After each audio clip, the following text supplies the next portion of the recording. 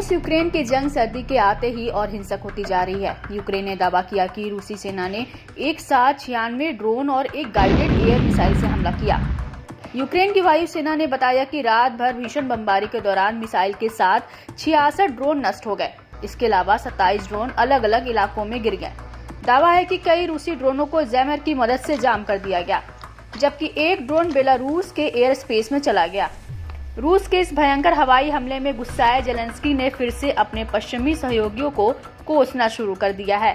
Zelensky ने अपने सहयोगियों से ड्रोन और मिसाइल प्रोडक्शन में इस्तेमाल होने वाले जरूरी कंपोनेंट्स के आयात से रूस को रोकने के लिए प्रभावी प्रतिबंध लगाने का भी अपील की।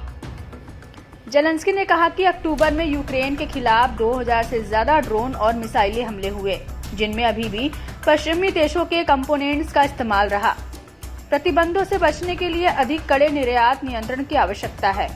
यूक्रेनी राष्ट्रपति ने कहा कि रूस को यूरोप, चीन और अमेरिका की फर्मों से लाखों की संख्या में अलग अलग पार्ट सप्लाई होते हैं। रूस धीरे धीरे शाहिद ड्रोन और मिसाइलों के साथ अपने दैनिक हमलों को बढ़ा रहा है। वह ऐसा करने के लिए अभी भी पश्चिमी पार्ट्स का उपयोग कर रहा है। अकेले अक्टूबर महीने में ही यूक्रेन के खिलाफ लगभग हर दिन 2000 से ज्यादा शाहिद लॉन्च किए। प्रतिबंधों को बढ़ाया जाना चाहिए और प्रभावी होना चाहिए।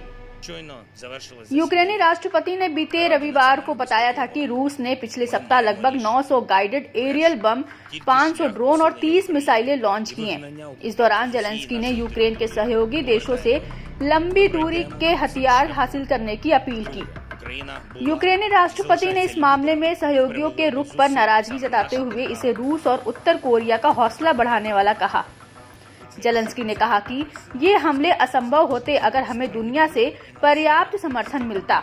कीव अभी भी अपनी पश्चिमी भागीदारों से रूसी धरती पर हिट करने के लिए उनकी ओर से दिए गए लंबी दूरी के हथियारों का इस्तेमाल करने की हरी झंडी का इंतजार कर रहा है, जिसमें उन शिविरों और यूक्रेनी हमलों को रोकना भी शामिल है जहां उत्तर कोरियाई सैनिकों को ट्रेनिंग दी जा रही है।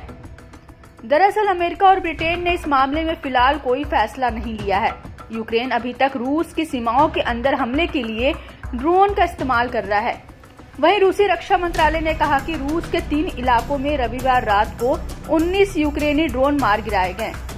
रोस्तोव में 16, बेलगोरोड में 2 और वोल्गोग्राड क्षेत्र में 1 ड्रोन को नष्ट किया गया।